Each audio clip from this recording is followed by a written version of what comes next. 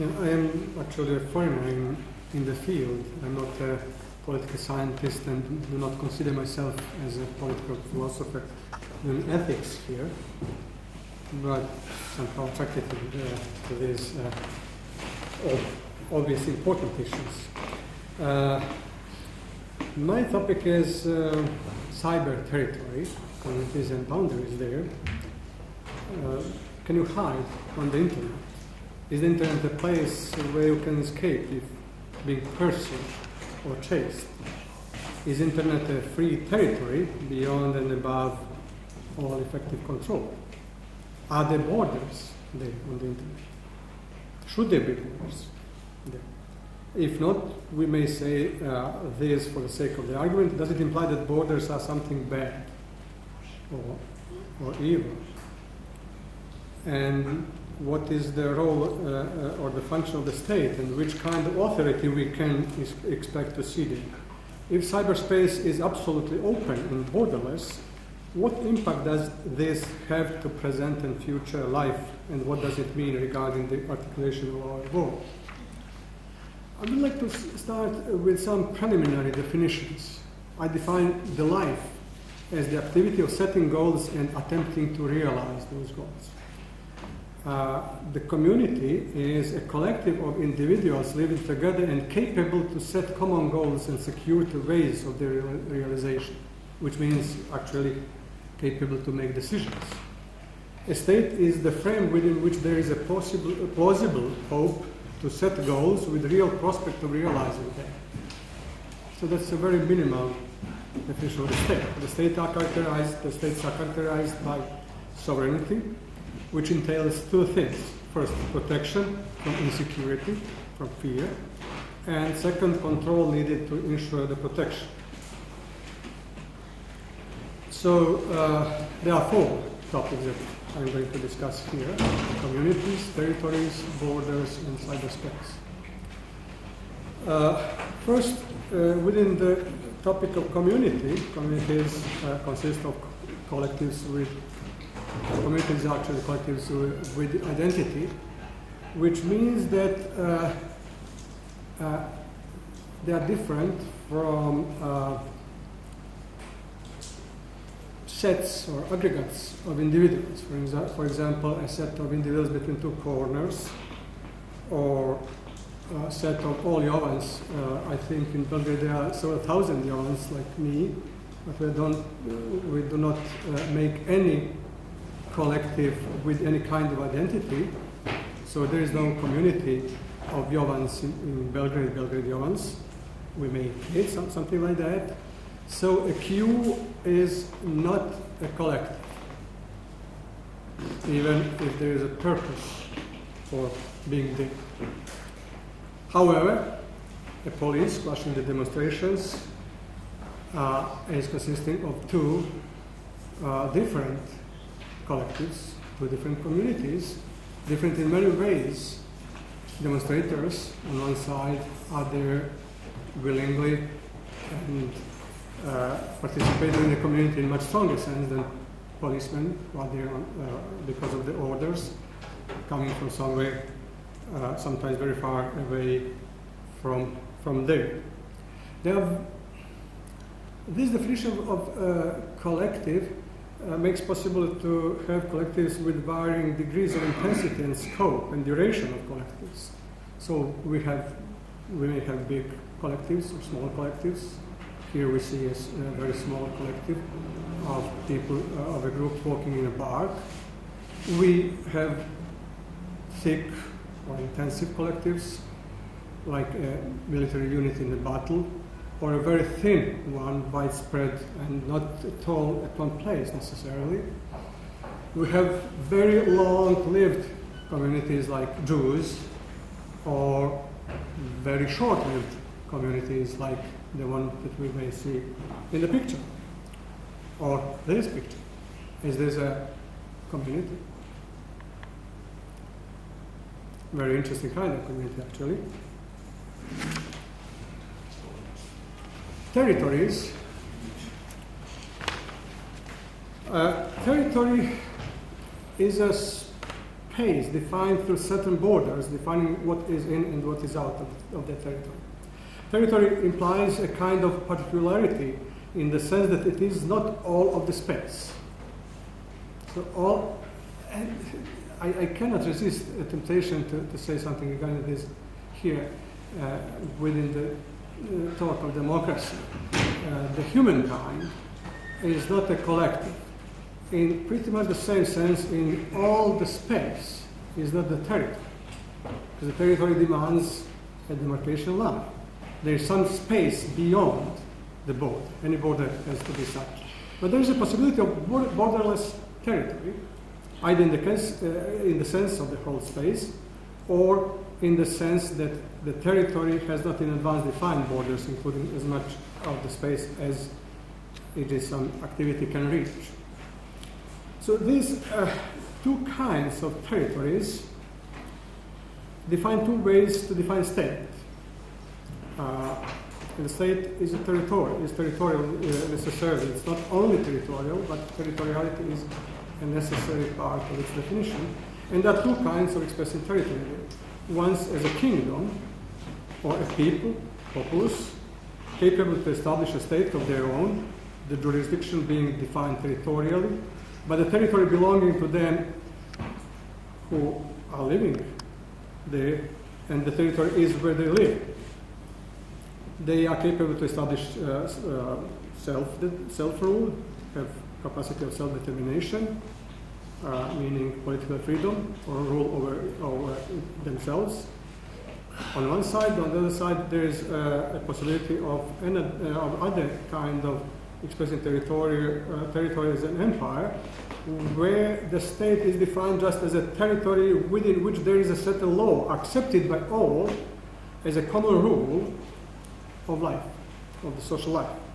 In the second sense, there is no space limitation of the territory, and the state might be as big as the central government could possibly extend its control and enforce its laws. In principle, an empire could cover the whole world. There is nothing contradictory in that concept. Two kinds of articulation of territory are very different from each other. In the first, it is the place of common life and organic to some extent, like a home or family in a broader sense, like an apartment where the family is living, implying a stronger sense of identity and what is ours and what is not ours, including the laws. The laws are our laws, not only by the fact that we accepted them at some point, like in other case, but also in the sense that they express what we want for ourselves. These laws are autonomous, not imposed by a power from outside. The concept of freedom here is not limited to the power to choose, but includes self-determination. In the second territory,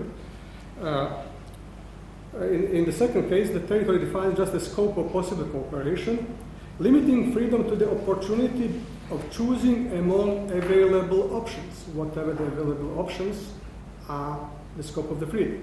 The implications for democracy, creativity, and self-realization of persons are obvious, as are the differences between the two, giving lead to the first of these two articulations in democratic sense, but you see also the prospects of peace and prosperity are such that giving lead to the second.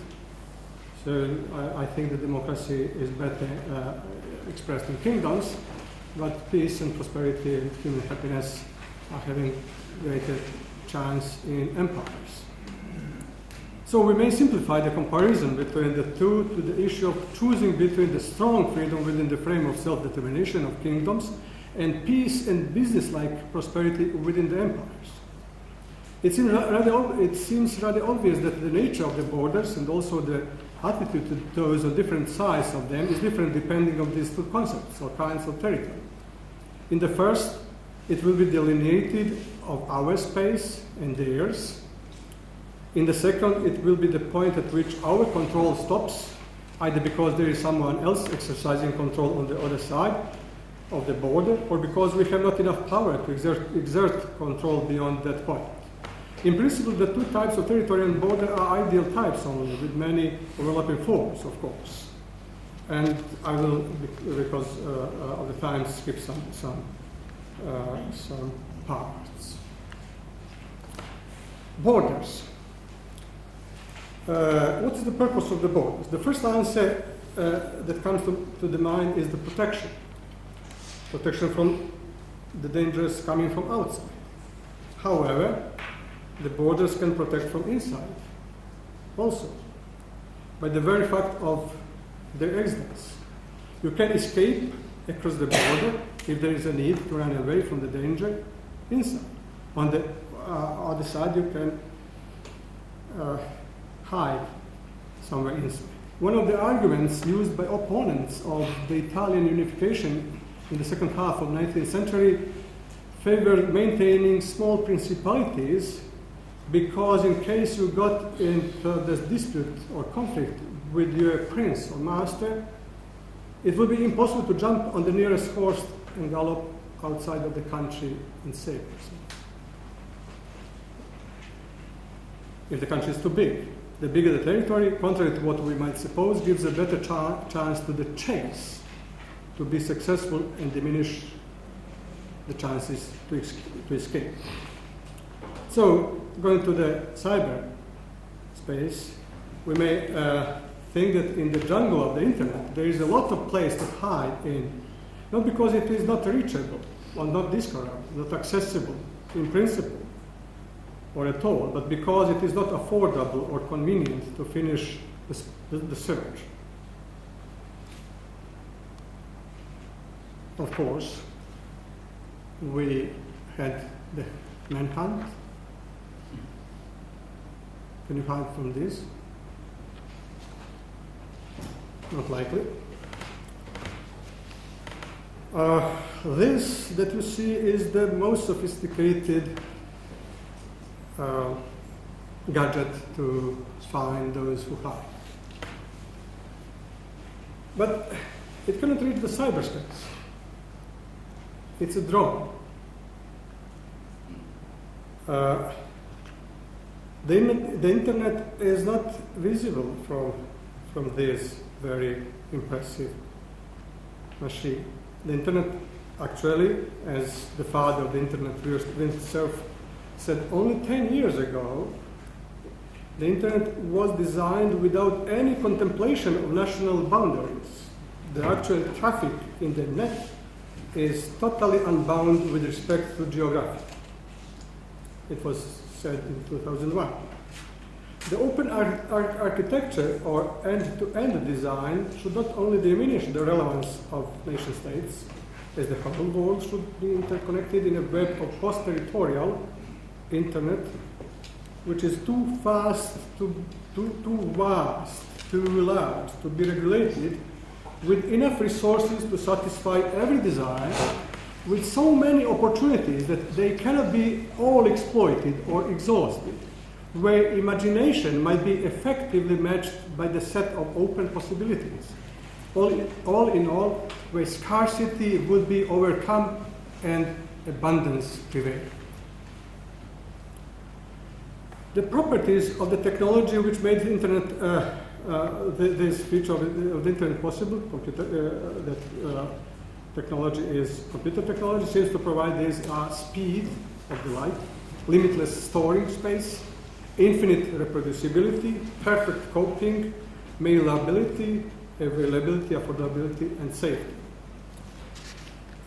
So there is a possibility to create self-governing communities without heavy governmental regulation, a kind of electronic frontier of the Go West type, in a way, a new America, a new promised land, or a new American dream.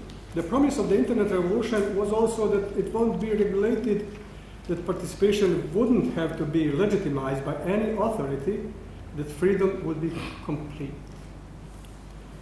One of the founders of the internet, Dave Clark, said, we reject kings, presidents, and look at that, voting. We believe in rough consensus and running the code. The idea of the cyberspace immunity might sound naive, but it's still present in many parts of our mind when we think about the electronic frontier, especially when we are dreaming to escape from those social patterns that impose on us many of those restraints that we feel as a limitation of our freedom, legitimate or not. Rough consensus is a very interesting notion. It means an equilibrium of reasons, as something like in deliberative democracy conceptions, plus or based in expertise. So, deliberative equilibrium of reasons plus expertise. Usual territorial rules, which express the frozen collective will, freezing the process of deliberation in a way, are in this idea replaced by global institutions subject to permanent improvements based in expert kind knowledge necessary to run the code. In this way, the difference is present in existing variety of too many laws in the world has been overcome. National governments have to accommodate to the unique requirements of the cyber world, or else they will find national rules and standards undermined wherever they differ from those elsewhere. That's from Francis Cairncrow's her book, The Death of Distance. We may ask, what's wrong with national governments? The answer might be that besides the fact that they are one-sided and anti-universal, they are too close to their population, surrendering to existing traditions and prevalent prejudices, and also frequently too obedient to powerful local or national interest groups, which appears to be present universally. We may recall the issue of military-industrial complex in the US, for example, which leads to the tyranny of unreasonableness. The tyranny of unreasonableness is the phrasing of what's making bad national governments. Irrationality, prodigality, and scarcity. And this is based in ignorance, arrogance, and selfishness. However, there is one big problem here. And that is that ungoverned world wouldn't work. It is not only the issue that safety has to be maintained somehow to preclude crime, piracy, or subversion, but the very process of running not only the code, but the whole thing necessarily requires some rules to be followed as defined in advance in order to attain the minimal predictability and avoid chaos and anarchy. As Julian Dibble shows in his masterpiece, short story, actually, like paper, A Rape in Cyberspace, without some such rules, bad consequences cannot be prevented, even in such a simple form of a database like a so-called MAD, multiple user dungeon, which is an innocent form of text-only based virtual community. Characters there that are living by being described all the time anew might commit such crimes as rape just by typing words on the keyboard. The space on the internet would be designated as a certain place where common life would occur, and some rules are needed to govern the virtual community as any other community. Participation in a community is not entirely reducible to the process of living one's life by setting one's own ends and attempting to realize them. There are others there, and the possibility of a conflict is quite real, even in absence of any wrong ends, the setting of which is a necessary part of capacity to set ends in the first place. And the real issue here is, of course, what is the case? Could a state, in fact, jump in and enforce its laws on its territory, even within electronic space, or couldn't? As I said, there was a widespread belief, and still there is, that it is impossible to impose control on the internet. However, it's not so. We all now know that how there are restrictions on the internet in China, unpleasant or not, or some other countries, which sometimes have been interpreted as a suppression of freedom of speech as one of the most important human rights. However, our question is deeper than that, and it's twofold. First, how this restriction is working, if it is supposed to be impossible. And second, independently of the issues of the reality, what is the right normative structure, which solution is the right and good one? So one is the factual, what's really impossible, or otherwise, if not impossible, what's possible. And on the other side, on the normative side, what structure of control should be imposed. Both of these issues are very important, I dare to say more important than talking of human rights, which certainly are not the only or most important part of the value of human life in the end. And the story shows clearly that territorial control of what we can be done on the internet began in the context of the articulation of national sovereignty, in enforcing the laws, i.e. autonomy, not in the context of democracy and human rights. The story of the first successful national control of the internet occurs in France. The year is 2000, the first of the last. Is that the first of the last year, the first year of the new millennium, or the last of the last millennium, but the 2000? And the story depicts how a French court succeeded to enforce French laws in a way that should be impossible if the internet really is not reachable by national authorities. Namely, in February 2000, a French lawyer and activist, Marc Nobo, noticed that Yahoo, American-based internet search engine, sells several Nazi memorabilia, swastika armbands, etc., on its auction sites on the internet. Selling Nazi memorabilia is forbidden and illegal in France. Nobel's attempt to warn Yahoo had no effect, because the management of Yahoo sincerely believed in the borderlessness of the internet, and the fact that what Yahoo was doing was legal in the US. So those two things. They were believing that what's illegal in the US is obliging for them, and borderlessness did the rest. But what is legal in the US might not be such elsewhere. And as the story unfolds, it became the case of national jurisdictional sovereignty. Nobel sued Yahoo in a French court, challenging so the supranational status of the internet. The main issue became the question of if French laws are still valid in France on the French ground. French laws, the French government seems to be a kind of tautology. If the answer was positive, it would be a clear evidence that the authority of national governments has been diminished and the relevance of non-nation states on the downward path. The French were determined to prevent this to happen by making Yahoo to comply with French laws which forbid selling some items on the French territory. It became a matter of national sovereignty. There are several reasons why such a belief has taken a root. The restrictions are not good for the commerce. The volume of electronic traffic crossing territorial boundaries is too big to be payable to control, and perhaps beyond the scope of capability to do so. The internet is so decentralized that it can route around any attempt of blockade. Yahoo and other portals do not know where the users are located, taking the whole world to be accessible in both directions, for them to offer what they want to offer, and for the users to have that as available. These reasons are, or seem to be, more factual.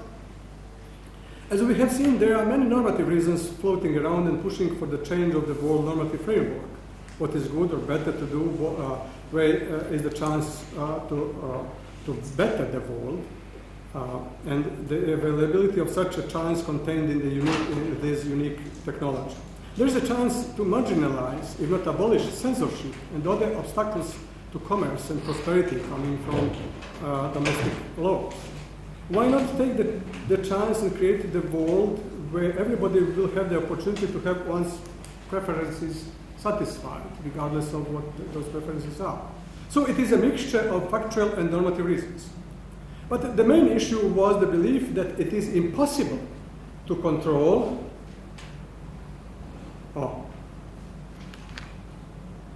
and limit the internet that the very technology on which the internet is based makes it impossible to know where the location of senders and receivers are, etc. And I have to skip many of those bigger part of this analysis. The story says that Jerry Yang, the CEO of Yahoo, who was very defiant at first, surrenders after some evidence showing how the cyberspace is controllable geographically and locally. He said, we are not going to change the content of our site in the United States just because someone in France is asking us to filter access to our sites according to the nationality of web surfers, not something that, not acceptable. But it turned out that he was wrong. There is a technology which makes devised by other Americans, one American computer science whose name is Cyril Howery, who developed a program able to locate both the sites and the surfers in real space everywhere. Among the things that were discovered in that process in French court was that servers sending those offers, offering Nazi memorabilia, were not located in the United States at all, but in Stockholm. But that's other issue. I'm coming now to a kind of conclusion with another story, the story of China. This is the Palais de Justice, where the decision has been made on January 2nd, 2001, which was the end of dreaming of borderlessness in the internet. China, here you can see China. So the myth of borderlessness and even impossibility to put national boundaries on the internet was shattered by the decision of French court in 2000. It was not only a blow to hope to get rid of borders in a new, better world, it was a decisive argument that national sovereignty is not that easy to get rid of. After surrendering on January 2nd, 2001, announcing that it will no longer allow items that are associated with groups which promote and glorify hatred and violence to be listed on any of Yahoo's commerce properties, Yahoo entirely changes its policy.